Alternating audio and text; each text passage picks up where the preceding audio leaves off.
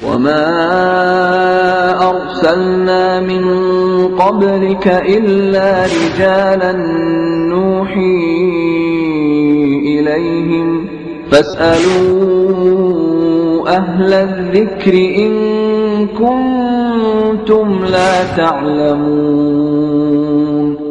میرے حبیب، آپ سے پہلے ہم نے جتنے رسول بھیجے وہ مرد ہی ہوتے تھے جن کی طرف ہم وحی کرتے تھے، لہذا اگر تم خود نہیں جانتے تو اہل علم سے پوچھ لو۔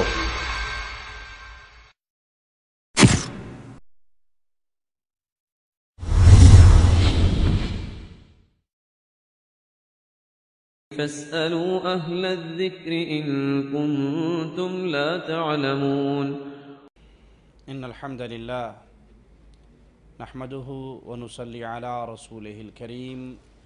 أعوذ بالله من الشيطان الرجيم، بسم الله الرحمن الرحيم۔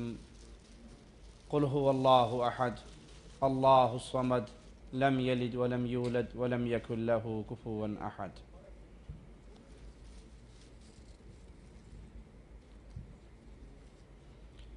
سائل کہتا ہے کہ قرآن و حدیث ایک ہونے کے باوجود ہم سب مسلمان فرقوں میں کیوں بٹ گئے ہیں؟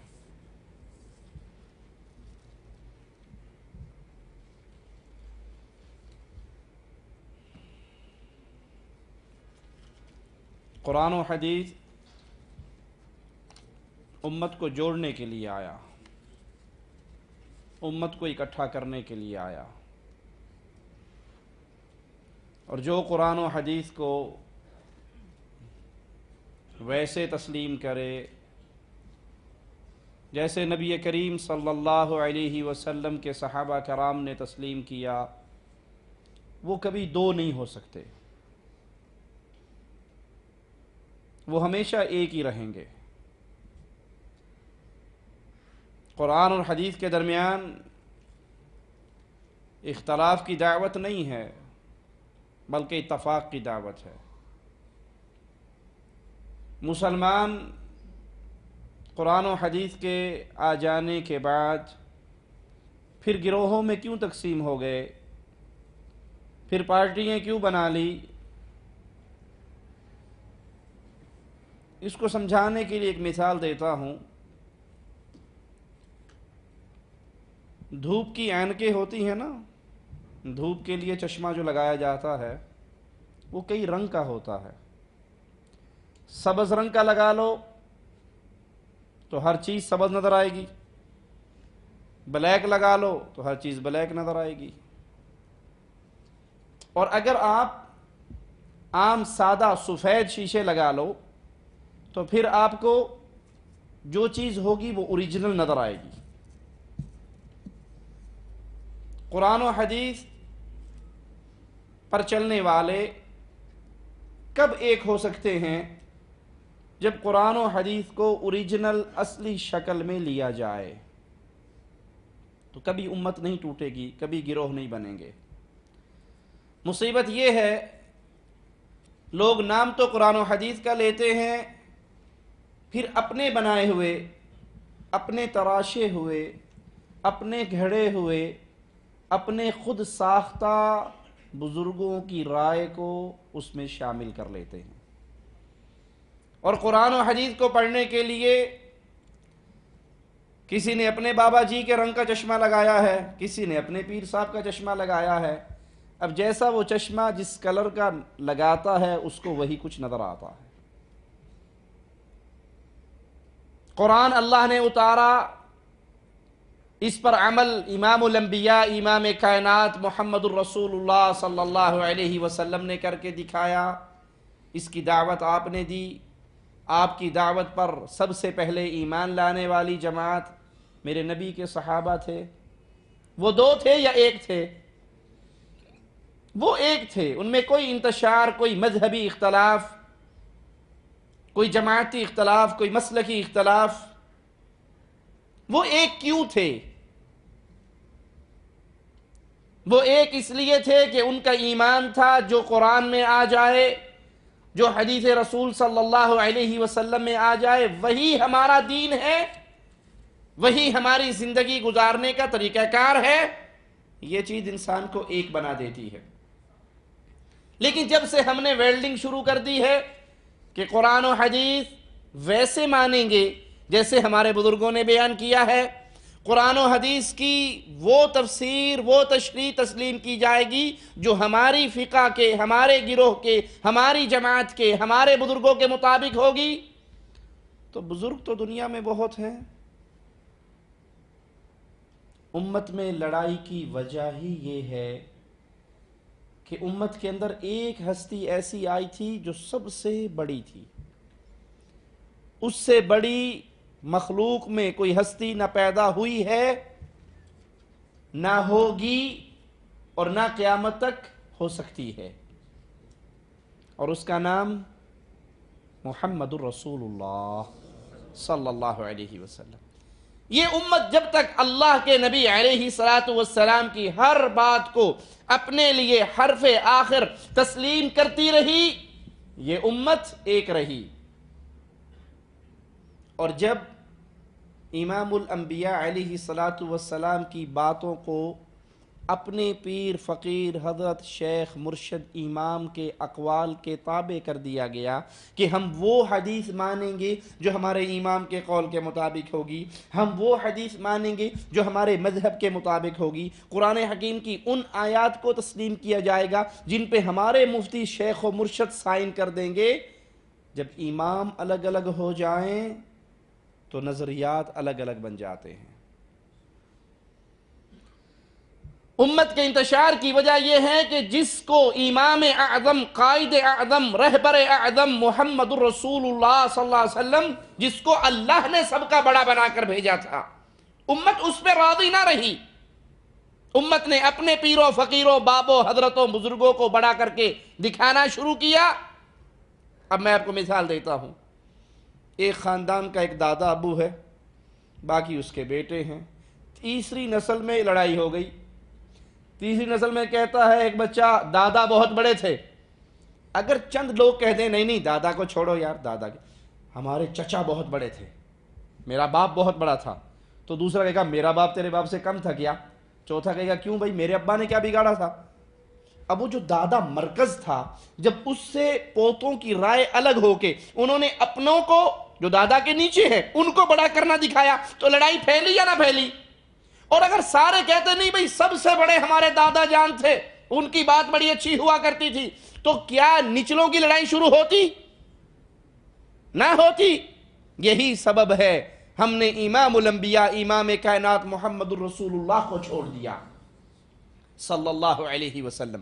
اپنے اپنے گروہ، اپنی اپنی جماعتیں، اپنے اپنے امام، اپنے اپنے منہج، اپنے اپنے راستے اپنا لیے، برملا یہ اعلان کرنے لگے مولوی سٹیج پر آ کر ہم مشائخ و علماء دیوبند کے ساتھ ہیں، ان کی بات سمجھ آئے تب بھی ساتھ ہیں، ان کی بات سمجھ نہ آئے تب بھی ساتھ ہیں، ہر حال میں ہم نے اپنے مشائخ کا دامن نہیں چھوڑنا۔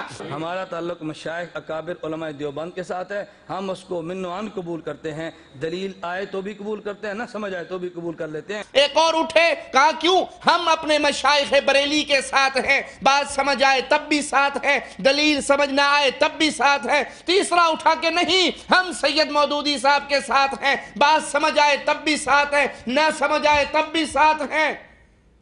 یہ فرقہ، یہ فتنہ، یہ آگ، یہ مصیبت پھیلتی گئی۔ اس نے اپنے کو بڑا بنایا، اس نے اپنے کو بڑا بنایا، اس نے اپنے کو بڑا بنایا۔ اور اگر یہ کہا جاتا بھئی سب کا احترام کرو، سب کی عزت کرو، سب کا ادب کرو، سب سے محبت کرو، لیکن محمد کے بعد صلی اللہ علیہ وسلم، تو انتشار و اختلاف باقی نہ رہتا۔ قرآن وہی ہے جو امام کائنات پہ نازل ہوا تھا، حدیث وہی ہے جو امام کائنات نے ارشاد فرمائی تھی۔ صحابہ کا منہج ان دو چیزوں کو ماننے کا ہے۔ جب تک میں اور آپ اور امت اسلام ان دو بنیادی باتوں پر راضی نہیں ہوگی، ایک نہیں ہو سکتی۔ اور یاد کر لیجئے، امام کائنات محمد کریم صلی اللہ علیہ وسلم وہ ہستی ہے، وہ ذات ہے کہ اس کے علاوہ کسی اور پہ امت ایک ہو ہی نہیں سکتی۔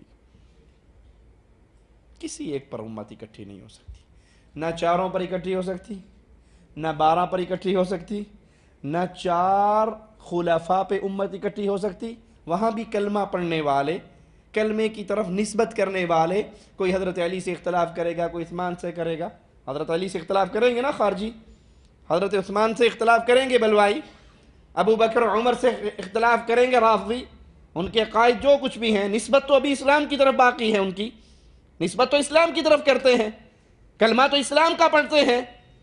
ہم کہتے ہیں یہ تمام عزت کے، ادب کے، احترام کے لائق ہیں، لیکن ایک ہستی ایسی اللہ نے دنیا میں بھیجی تھی جس سے جو اختلاف کرے گا کافر قرار پائے گا، وہ مسلمان باقی نہیں رہ سکتا۔ وہ نہ آپ کا پیر نہ میرا پیر، نہ آپ کا شیخ نہ میرا شیخ، نہ آپ کا امام نہ میرا امام، وہ انبیاء کا امام محمد الرسول اللہ ہے صلی اللہ علیہ وسلم۔ داڑھی کے خط کرنا جائز ہے یا نہیں، اور مٹھی سے زیادہ کاٹنا جائز ہے یا نہیں؟ داڑھی کا شیو کرنا اور خط بنانا کیا دونوں برابر ہیں؟ دیکھیے، داڑھی کو کاٹنا، شیو کرنا، اپنی پسند کی داڑھی رکھنا، وہ آپ کی پسند کی داڑھی تو ہو جائے گی، سنت مصطفیٰ نہیں کہلائے گی۔ کوئی نیچے سے خط کرواتا ہے، کوئی گال صاف کرتا ہے، کوئی یہاں اس کے ڈیزائننگ کرتا ہے، جیسے مرضی کر لیجئے، وہ آپ کی پسند کی داڑھی کہلائے گی، مصطفیٰ علیہ السلام کی سنت نہیں کہلائے گی۔ جس نے لوگوں کو دکھلاوے کے لیے داڑھی رکھنی ہے یا فلمی اداکاراؤں کی صورتوں کو دیکھ کر داڑھی رکھنی ہے، وہ اپنے من کو راضی کر لے، اس کو مصطفیٰ کی سنت کا عمل تب ملے گا جب وہ نبی کریم صلی اللہ علیہ وسلم کے طریقے کے مطابق داڑھی رکھے گا۔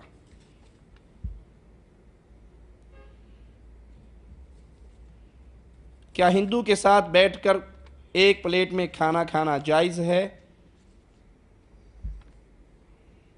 اس کے ساتھ کھانا کھانا، اچھا تعلق رکھنا، تحفے تحائف دینا، اس نیت کے ساتھ کہ میں اس کو اپنے قریب کروں گا، میں اس کو اسلام کی دعوت دوں گا، میں اس کو کفر کی وادی سے نکال کر اسلام کی وادی میں لانے کی کوشش کروں گا، تو اس کھانے پر، اس مجلس پر، اس ہدیے پر، اس ملاقات پہ اللہ آپ کو اجر عطا فرمائے گا۔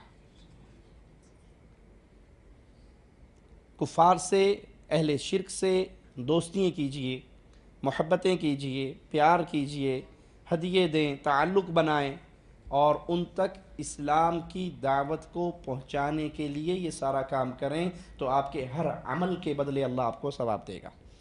ہاں، جو کفار کا مذہبی تہوار ہے، اس مذہبی تہوار میں شرکت کرنا، مذہبی تہوار کے کھانے کھانا، کرسمس ڈے کے اندر، ہولی کے اندر، دیوالی کے اندر، اور کسی مذہبی تہوار کے اندر شریک ہونا اہل ایمان کے لیے جائز نہیں ہے۔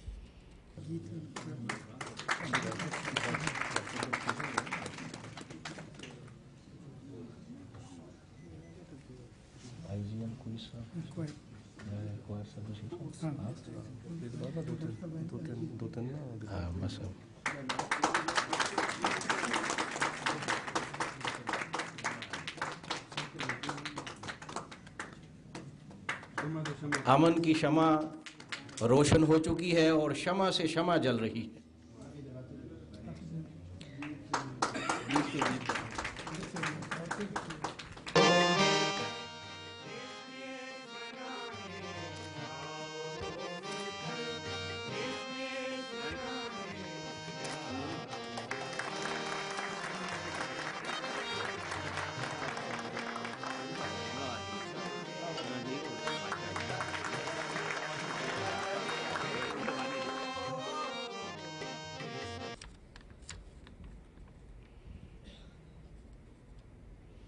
نماز ختم ہونے کے بعد پیچھے نماز پڑھنے والوں کے ساتھ کوئی نیا نمازی آ کر نماز ادا کرے تو یا کسی حدیث سے ثابت ہے؟